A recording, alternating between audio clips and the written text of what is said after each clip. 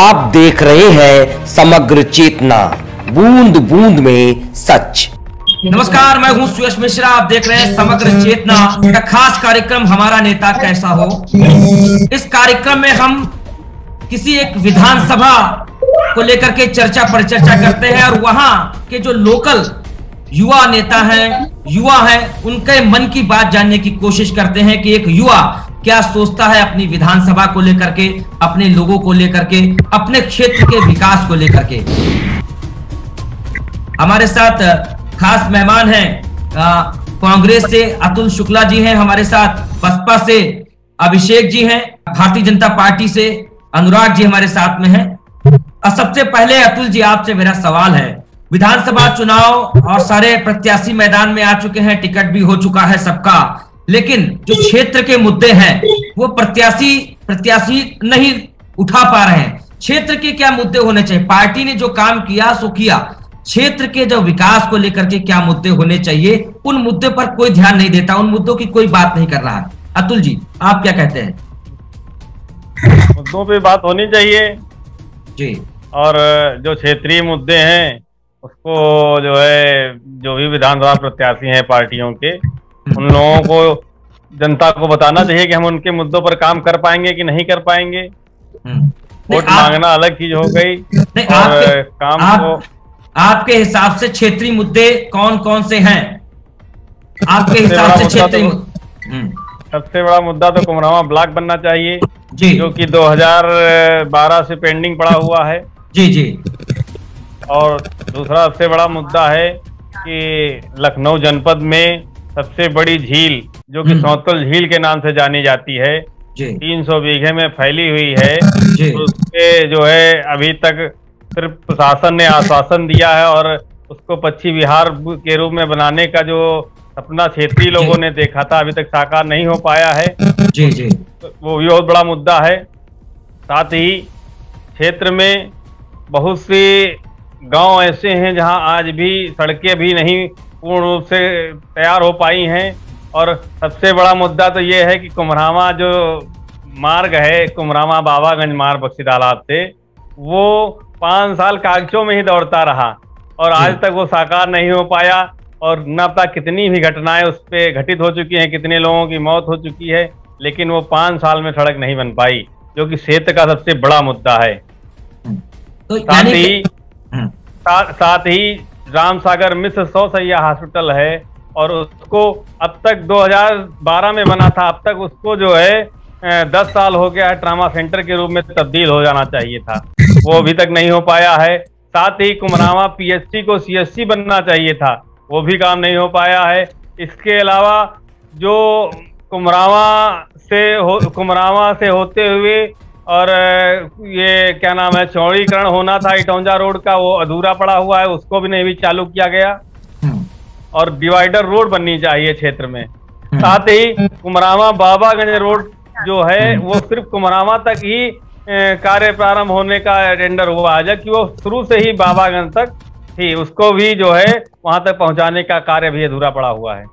यानी बहुत सारे मुद्दे हैं जिनको लेकर के कोई भी नेता, कोई भी दल बातचीत करने को तैयार नहीं है। हमारे साथ अभिषेक जी भारतीय बहुजन समाज पार्टी से है, युवा कार्यकर्ता हैं बीकेटी से।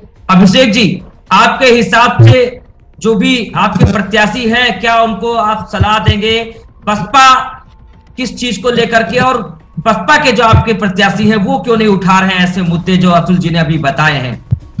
अभिषेक जी। जी नमस्कार। मैं बताना चाहता हूं कि जो सारे मुद्दे अभी अतुल जी ने बताए सेम मुद्दे हैं। सबसे बड़ी हमारे इधर की समस्या सड़कों की समस्या है, बहुत ज्यादा, और चिकित्सा की समस्या, हॉस्पिटल की समस्या। जो भी काम हुए हैं बहुजन समाज पार्टी की जब सरकार थी 7 से 12 में, सारे काम तभी हुए हैं। और जो अतुल जी ने अभी बताया, सारे के सारे काम उसी गवर्नमेंट के बाद, उसके बाद यहाँ पे कोई काम नहीं हुआ। नहीं, आप जैसे आप इस बार आपके प्रत्याशी मैदान में हैं, वो एक मुद्दे क्यों नहीं उठा रहे हैं? क्षेत्रीय मुद्दे कहाँ हैं? आपके प्रत्याशी भी क्षेत्रीय मुद्दों की बात नहीं करते हैं, क्षेत्रीय सड़क की बात नहीं करते हैं, रोजगार की बात नहीं कर रहे हैं। बसपा के कार्यकाल में जो हुआ सो हुआ। अभी विधायक बीकेटी के विधायक जी, ये आप गलत बता रहे हैं। और जानकारी के लिए बता दें कि सबसे ज्यादा अगर कोई इस बीकेटी विधानसभा के रोजगार से लेके और विकास से लेकर के और जो बातें कर रहे हैं, तो हमारे प्रत्याशी बहुजन समाज पार्टी के माननीय सलाउद्दीन सिद्दीकी साहब वो बहुत अच्छे से मतलब इन मुद्दों पर आवाज उठाते हैं। अनुराग जी, बीजेपी में भी नए प्रत्याशी आए हैं योगेश शुक्ला जी, पार्टी और कार्यकर्ताओं के बीच में जरूर लोकप्रिय रहे हैं, लेकिन युवाओं में बहुत ज्यादा क्रेज नहीं है। आप क्या कहते हैं?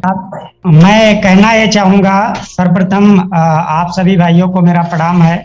मैं अभी आपकी जब कॉल आई तो मैं नगुआ माऊ में चुनाव प्रचार में था, और कहना ये चाहूंगा जो प्रत्याशी हैं योगेश शुक्ला जी, वो बक्सी तालाब विधानसभा से भारतीय जनता पार्टी के प्रत्याशी हैं और बहुत ही पुराने कार्यकर्ता हैं।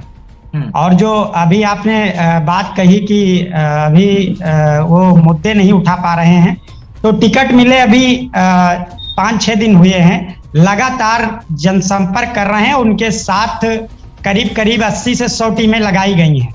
पूरी तरह से लगभग हर गांव में आदमी पहुंच रहा है। मैं अभी सुबह से देख रहा था, सोशल मीडिया पे काफी एक्टिव रहता हूं, तो 10 से 12 गांव प्रत्याशी हमारे जो योगेश शुक्ला जी हैं वो भी टहल चुके हैं और उनके कई कार्यकर्ता जनसंपर्क में बराबर हैं। अभी मैं खुद भी गुरवा मऊ और नगुआ मऊ अस्थि रोड पे जनसंपर्क में था। काफी उत्साह है कि क्षेत्र का प्रत्याशी अपने बीच है और भारतीय जनता पार्टी में विश्वसनीयता काफी लोग उम्मीद कर रहे हैं। और इस बार सबसे बड़ी बात कई लोगों बुजुर्गों ने कही कि भैया जब वोट मैं मांगने गया तो कहने लगे भैया राम मंदिर के नाम पे हमें वोट तो वैसे ही देना है। ये आपका ही वोटर है। अनुराग जी, मेरा सीधा सा सवाल है, यहाँ पर बात राम मंदिर की नहीं है, बीकेटी विधानसभा की है।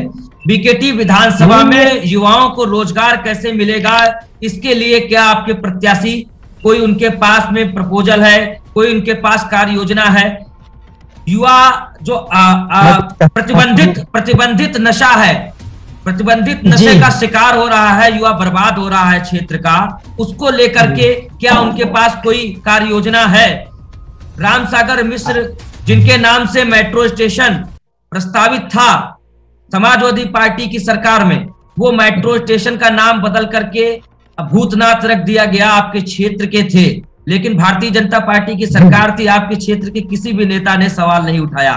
क्या वो सवाल उठाएंगे? क्योंकि वो बात कर रहे हैं, मैं उनके कई वीडियोस देखता रहा हूं, अभी देखता हूं, जब से उनको टिकट मिला है वो लगातार कह रहे हैं कि मैं सम्मान, खोया हुआ सम्मान लौटाऊंगा बीकेटी का। क्या रामसागर मिश्रा का स्वाभिमान सम्मान वापस होगा? स्वतंत्रता संग्राम सेनानी, एमएलसी से लेकर के विकास पुरुष, बहुत सारे काम कराए हैं उन्होंने। हम आपकी बात से सहमत हैं। आपने इस समस्या और ये बहुत बड़ी आपने जानकारी दी है। वास्तव में इस पे बात की जाएगी और जो हमारे प्रत्याशी हैं योगेश शुक्ला जी, वो इस बात को हम भी उनके सामने रखेंगे और इस सम्मान को वापस लाएंगे।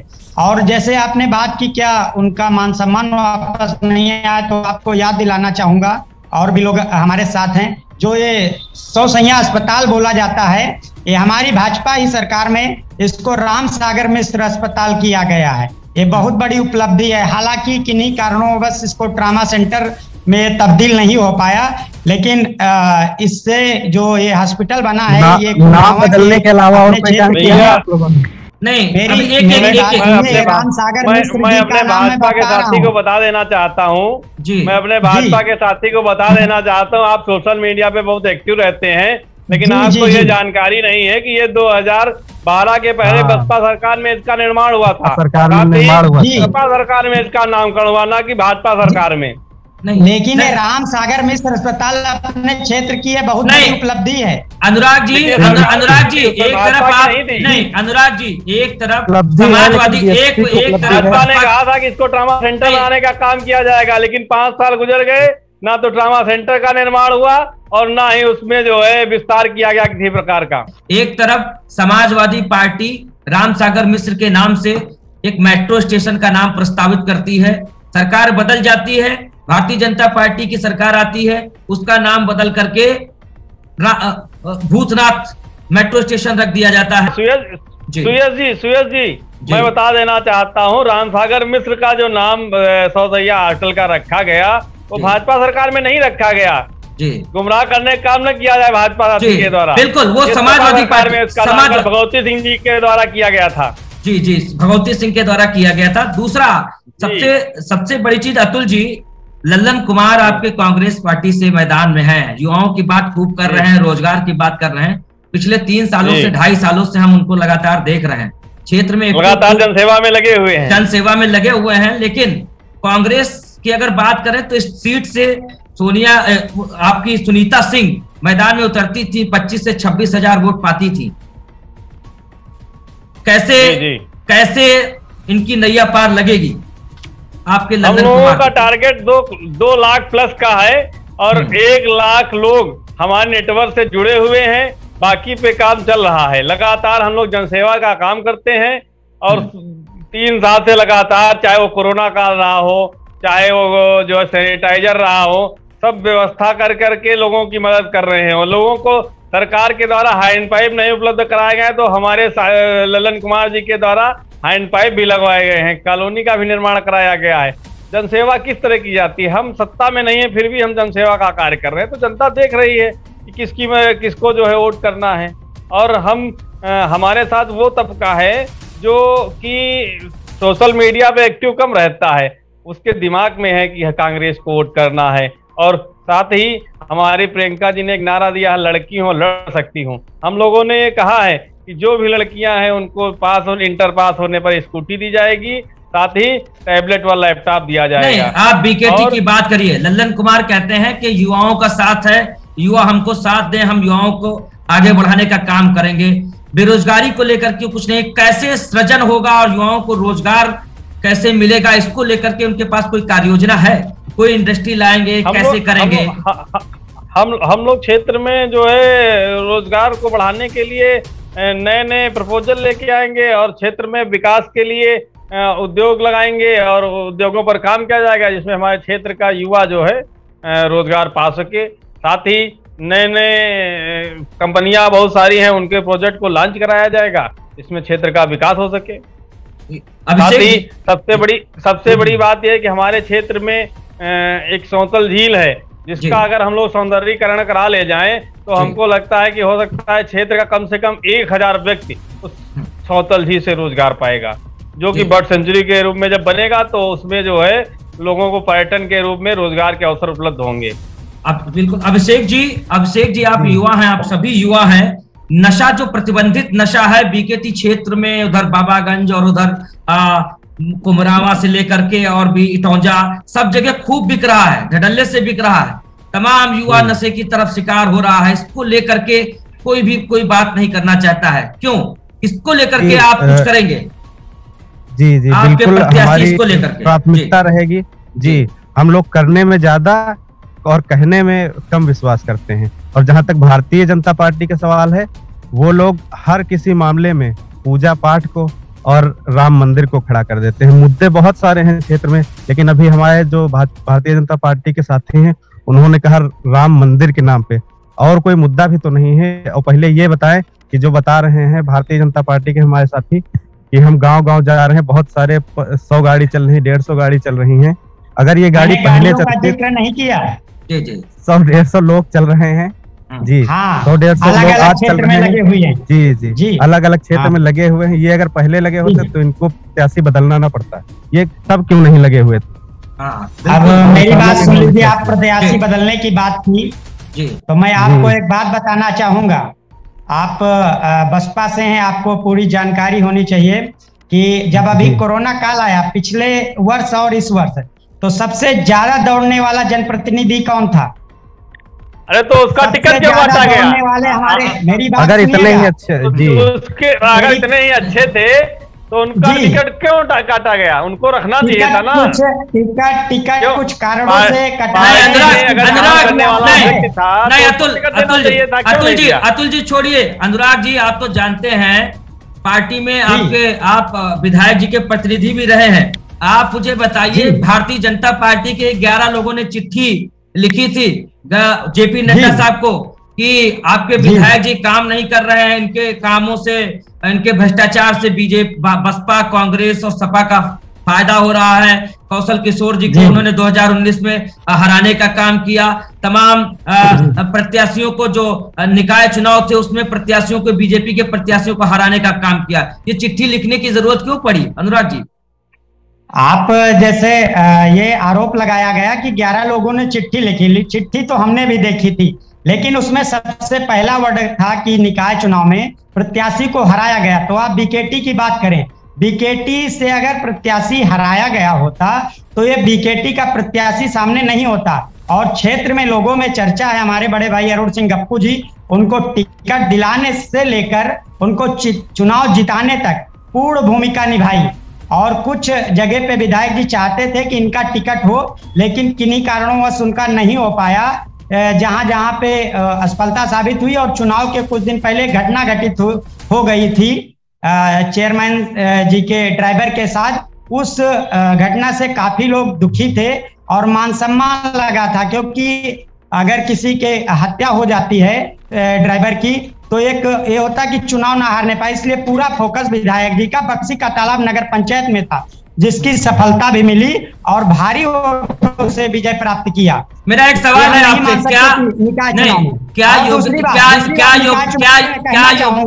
क्या योगेश शुक्ला जी को इन 11 लोगों का समर्थन मिल रहा है अनुराग जी? बिल्कुल 11 लोग, बिल्कुल मिल रहा है, कोई भी विरोध में नहीं है। यहाँ तक हमारे विधायक जी का भी साफ संदेश है कि आप चुनाव में लगिए और चुनाव में जिताइए, पार्टी की जीत होनी तय है। और किसी जैसे बात आई है, विधायक जी तो अभी तक नहीं दिखे हैं चुनाव प्रचार में, आएंगे या नहीं आएंगे? बिल्कुल आएंगे, लेकिन जानकारी दे दे, करीब 20 दिनों से उनका स्वास्थ्य नहीं ठीक है, उनके टाइफाइड है, लेकिन चुनाव में वो ज्यादा दौड़े थे। इस समय अगर इनको टिकट नहीं है उनके लोग, और वो खुद बराबर संपर्क में हैं। अभिषेक जी बराबर दिशा निर्देश दे रहे हैं। अभिषेक जी बसपा से नकुल दुबे 2007 में यहाँ से विधायक हुए, 7 विभागों के 6 विभागों के मंत्री हुए, वो भी तो लौट करके विधानसभा बीकेटी नहीं देखे जी। उन्होंने अपने समय में बहुत सारे काम किए हैं और जो भी काम हुए हैं। मुझे सवाल का जवाब दीजिए, विधानसभा पलट करके वो नहीं देखे हैं 2007 के बाद? लल्लन कुमार दिखते कि नहीं दिखते हैं? सारे लोग लल्लन कुमार बताइए।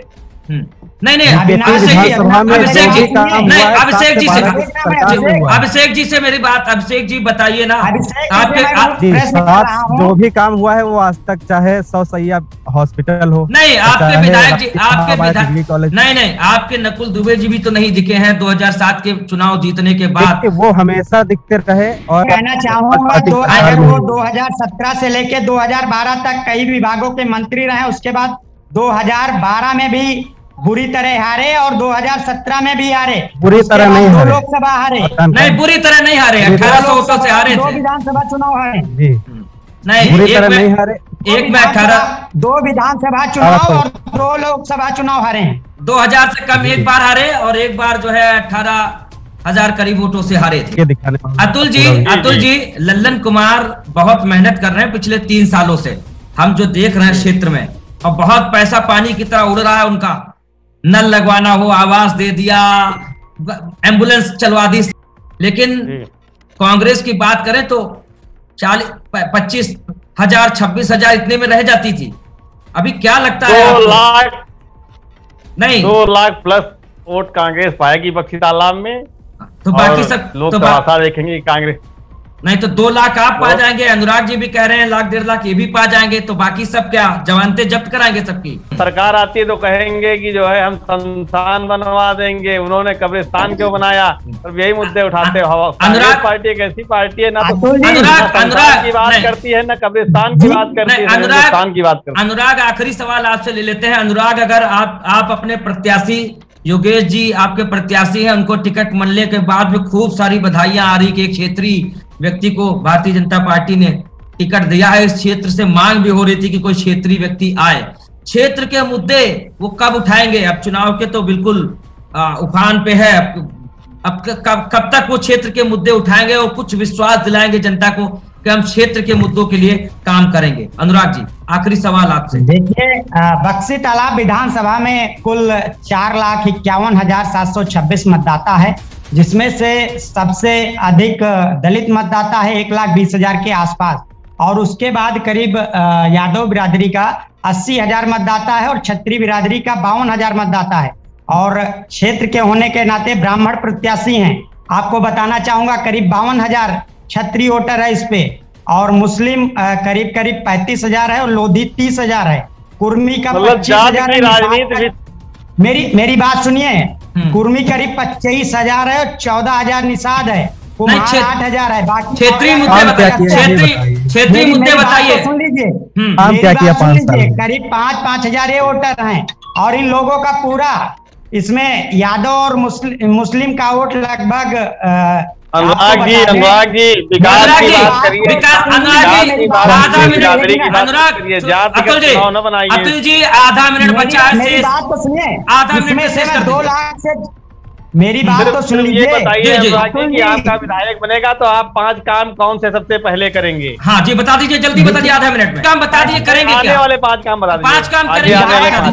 मैं पहले काम बता दे रहा हूँ, 5 काम जो अनुराग जी आधा मिनट, अनुराग जी आधा मिनट सवाल किया है, नहीं आधा मिनट का समय है। हमारे विधायक बनने के उपरांत कुम्हावा बाबागंज रोड डिवाइडर रोड बनाया जाएगा। अनुराग जी आप शिलान्यास उसका हो चुका है, नहीं आधा मिनट चलिए कोई बात नहीं। अनुराग जी गिनाना नहीं चाहते कि कौन से विकास के 5 काम वो करेंगे, ये नहीं गिनाना चाह रहे हैं आप। बहरहाल आप सभी